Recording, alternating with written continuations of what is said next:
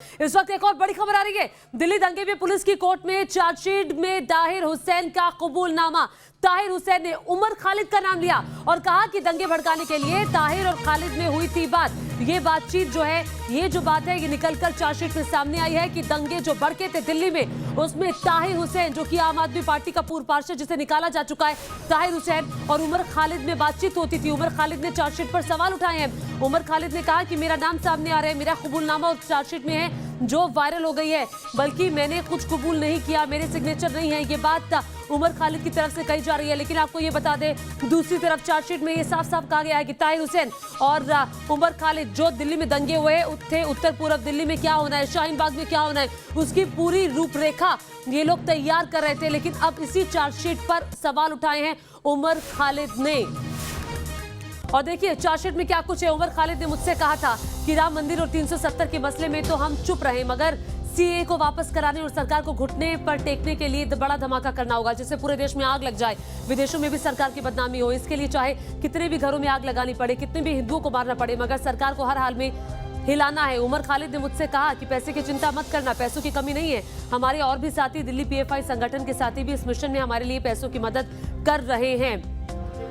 और लड़के तैयार करो और दंगे फसाद के लिए जरूरी सामान खरीदो, ये ताहिर हुसैन का कथित बयान जो इस चार्जशीट में है, ये बात निकलकर सामने आई है। और दिल्ली दंगों में पुलिस की चार्जशीट से ये बड़ा खुलासा हुआ, जिस पर सवाल उठे हैं। सवाल उमर खालिद ने उठाए हैं।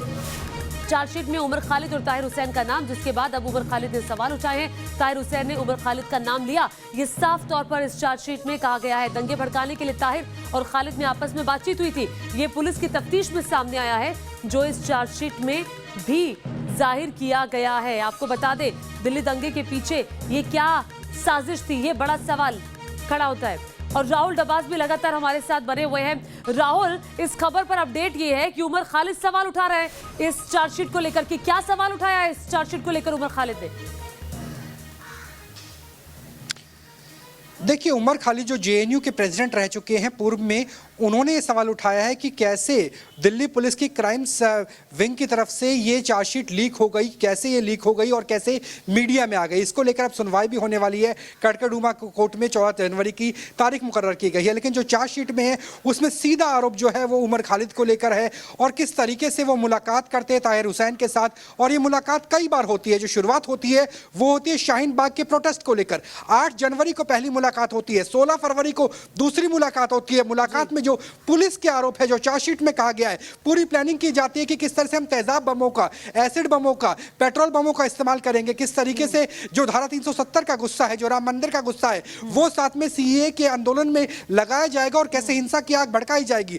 तो मुलाकातों का दौर सिर्फ एक जगह नहीं रहता, वो पूर्वी दिल्ली से लेकर शाहीन बाग के बीच में रहता है। और जिसमें जो मुख्य किरदार है वो उमर खालिद को ये दिक्कत है कि ये चार्जशीट जो है वायरल हो गई है, आउट हो गई है, या फिर ये दिक्कत है जो इसमें कहा गया है उस पर उनको आपत्ति है। आपत्ति किस बात को लेकर है?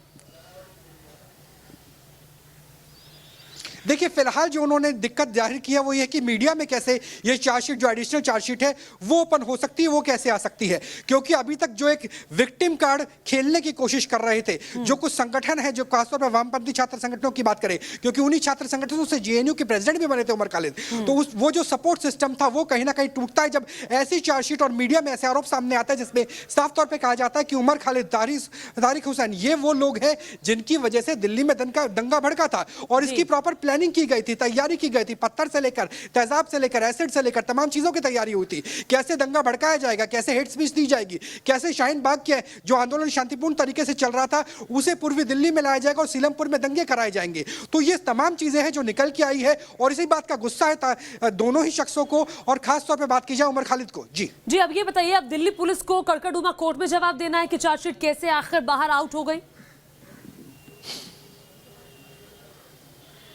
निश्चित तौर से दिल्ली पुलिस की तरफ से अपना जवाब दिया जाएगा। दिल्ली पुलिस की तरफ से कहा जाएगा कि उनकी तरफ से आउट नहीं हुई है, कोर्ट में सबमिट कराने का प्रोसेस होता है, उसमें कई चीज़ें हो सकती है।